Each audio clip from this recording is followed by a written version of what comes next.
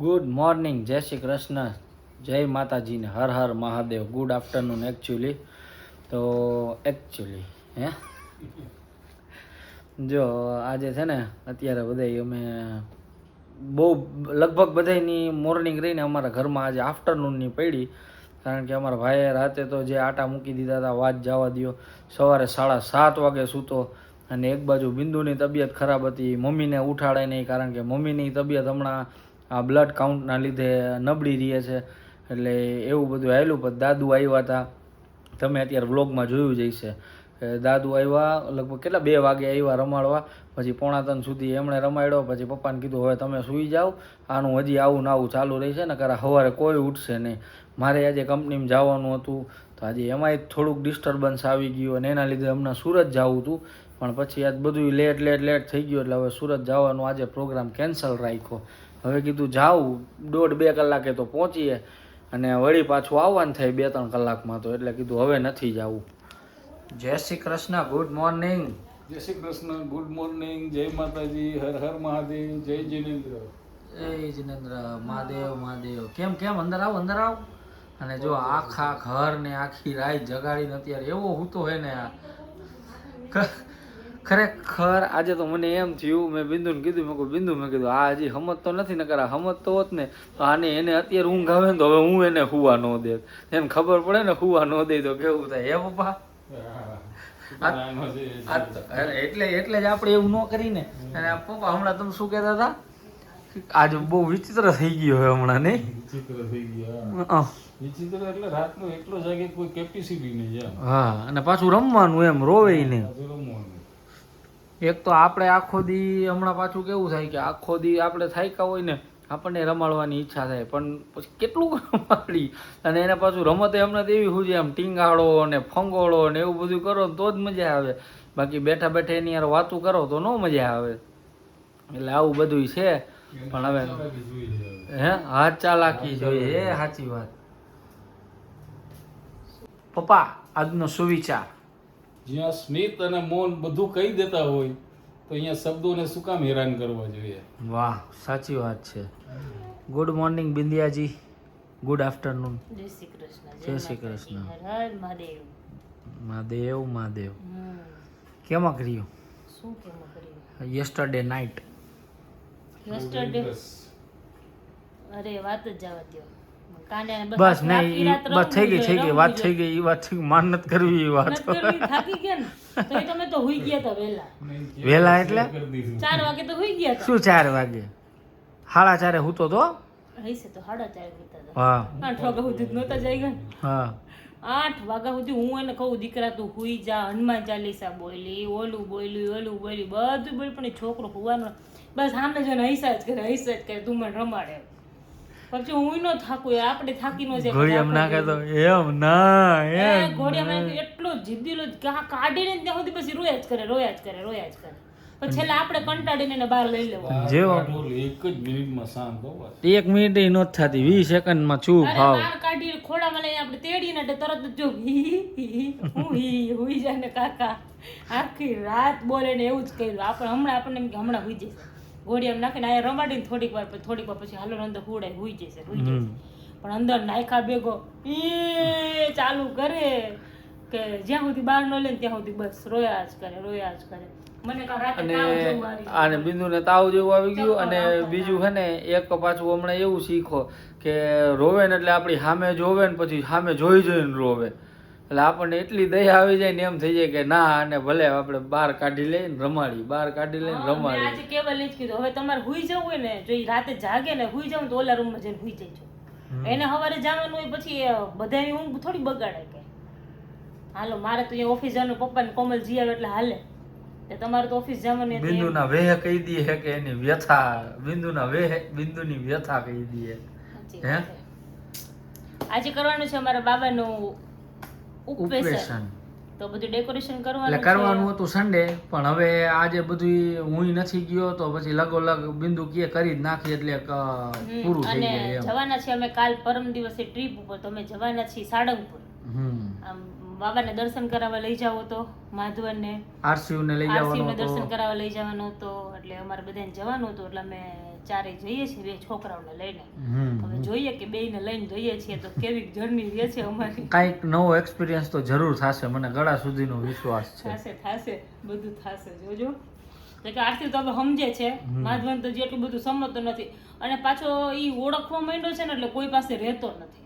ઈ એક છે. હવે કેવલ પાસે થોડો થોડો રહે છે. હવે કેવલને જોઈને દાંત કાઢે એટલે એમ ખબર છે કે નહીં આ માટે આમ ઘરનું મેમ્બર છે એમ. બાકી કોઈ પાસે નહીં. મારા ભાઈનો એટલો હવાયો હતો ને તેની પાસે તો રહેતો જ નથી, અને જોઈ જોઈને રોવે છે.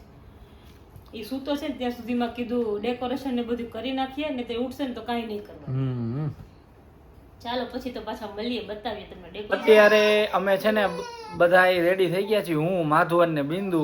આજે મારી બેનપણી પાર્ટી આપે છે એના ઘરની, એટલે કીધું હાલો, કીધું તો રેડી થઈ જાય. ને આ જો જય શ્રી કૃષ્ણ. જય શ્રી કૃષ્ણ મમ્મી. મહાદેવ મહાદેવ કે કા ભાઈબંધ હજો શૂઝ પહેર લીધા, જો કમ્પ્લીટ હે ને, મોટો મોટો માધવન લાગે. મોટો લાગે. એન મમ્મી એ જો આ બાજુ ફરો તો, એન મમ્મી એ જો બ્લેક બ્લુ, બે બ્લેક બ્લુ, અને મારે રહ્યું ને ઈ ગ્રે નહીં ગ્રીન, ગ્રીન ને બ્લુ. હવે જાય જરાક, નકર વરી ઓલી ખારી થઈ છે કે હજી આટલી વાર હોય. ચલ માધવન. માર હેન્ડસમ બોય છે, હેન્ડસમ બોય. હેન્ડસમ બોય હો. હાલો. અચ્છા હો, તમે હવે હવ ત્રણેય મેચિંગ કર્યું હોય તો ત્રણેય મેચિંગ કર્યું.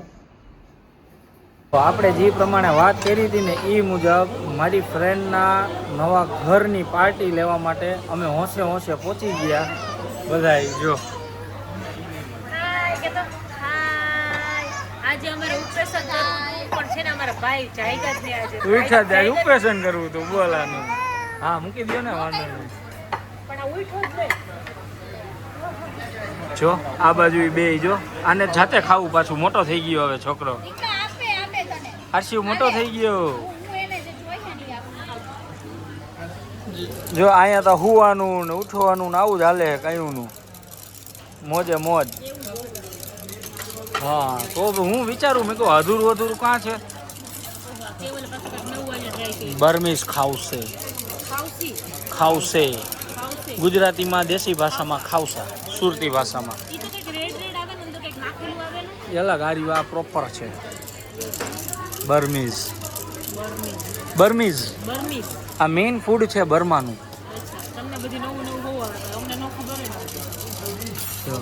ખુશી ચાખું હે, ચાખું હે, ચાખીશ ને તો કાંઈ વાંધો નહીં. હાલો જમી લે, હવે તૂટી પડી, સોરી.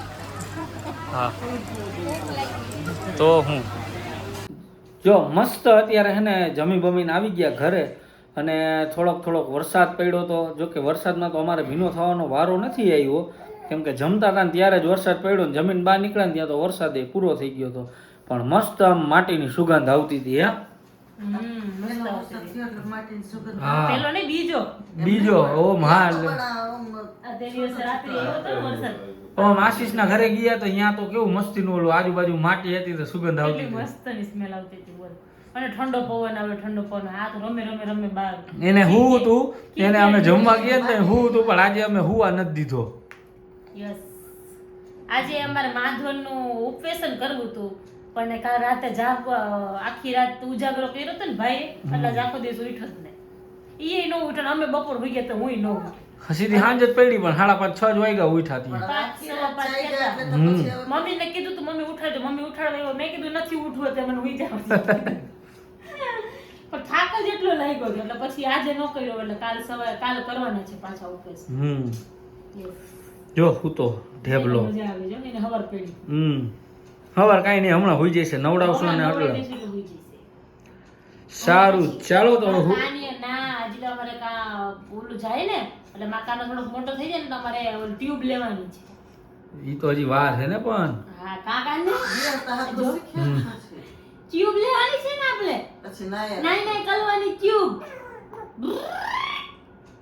હા ના ના તો ત્યારે બધે આપણે ટ્યુબ નથી મળ્યા, આપણે આ છોકરાઓને તો રોજમાં લઈ જતા ખબર ઓલા વાડીએ કુંડીમાં બનાવતા, અમે સ્વિમિંગ પુલ જાતે બનાવતા. કેવી હા. રીતે? અમે એક વખત છે ને નાનકડા હતા ને તેથી અમારા દોસ્તારની વાડીએ ગયા, તો એ વખતમાં અમે સ્વિમિંગ પુલ ને એવું કઈ જોયું નહીં, પણ આ પિક્ચરમાં ને એવું આપણે આમ ખબર કે સ્વિમિંગ પુલ આવા હોય. હા તો ટ્રેક્ટરની ટ્રોલી પડી હતી ને એના ઉપર મોટું પ્લાસ્ટિક હતું અંદર. એ આખું પોળું કરી અંદર પાથરી દીધું, છેડા બધા બહાર રાખ્યા અને મોટરનો ઓલો પાઇપ જાડો પાઇપ આવ્યો, પાણી પાણી પડવાનું. પડે. એ પડ્યો તો મોટર ચાલુ કરી દીધી. લાઈનમાં જોડાઈને અંદર નાખી દીધું, ભરી દીધી આખી. પછી એમાં પછી નાયા તો બાપા દેખી ગયા, અમને વાળી ગયો. અમે તો કપડા કાઢીને નાતો ચટકા પહેરી તો જે બૂમ પડી લાકડી લઈને આવ્યા તો કે તમારી જાત ના કોણ શું કહે કર્યો એના છોકરા અમે બધા કપડા હાથમાં લઈને ભરાડી દીધા રસ્તે. આમને એટલે એમ કઈ આવડે નહીં એમ તો દોડી શકતા ને એવું. હા કોટા દીએ જો તમારી વાતું ને. એક વાર ભઈલા કેવું કીધું ખબર, બાથરૂમમાં છે ને અમારે મમ્મીને અમદાવાદ પેલા ખરીદી કરવા જવાની, તો છે ને બાથરૂમમાં ઓલી રકાબી આવે ને ગટર પાસે રકાબી રાખી દી એટલે હે ને એમાં પાણી ન જાતું, ભરાઈ અંદર જતું. ભરાય છે ને પછી પાણી. હા તો રકાબી રાખી દીધી અને હે ને આખું બાથરૂમમાં પાણી ભરીને અંદર નાઈ અને પાણી છે ને બાથરૂમમાંથી બહાર નીકળ્યું અંદરના રૂમમાં બેડની નીચે. અને પછી મમ્મી અંદરથી આવી ને મમ્મી કે આ પાણી ક્યાં? અરે ભઈલાને મારો એ મમ્મી કરે બોલો. આવું કઈલું તું મામું એ. હા હું એવું કરું. તું ડેડા શું કહેતા હતા ખબર? એમ કહેતા હતા કે તારો માજવાન છે ને લોટના ડબ્બા ઉલાર છે, તું લોટના ડબ્બા ઉલારીશ. પછી કોણ મારશે તને? કોણ હત્તી કોણ કરશે? કોણ? મમ્મા હત્તી કરશે ને? મમ્મા હત્તી કરશે ને તને? કેવો કિયા કરે. સારું ચાલો તો જો બસ અમારે તો આવું નવું ચાલુ જોઈએ આખો દી. મળશું પાછા કાલના નવા વ્લોગમાં. ત્યાં સુધી બધાને ગુડ નાઇટ, જય શ્રી કૃષ્ણ, જય માતાજી ને હર હર મહાદેવ.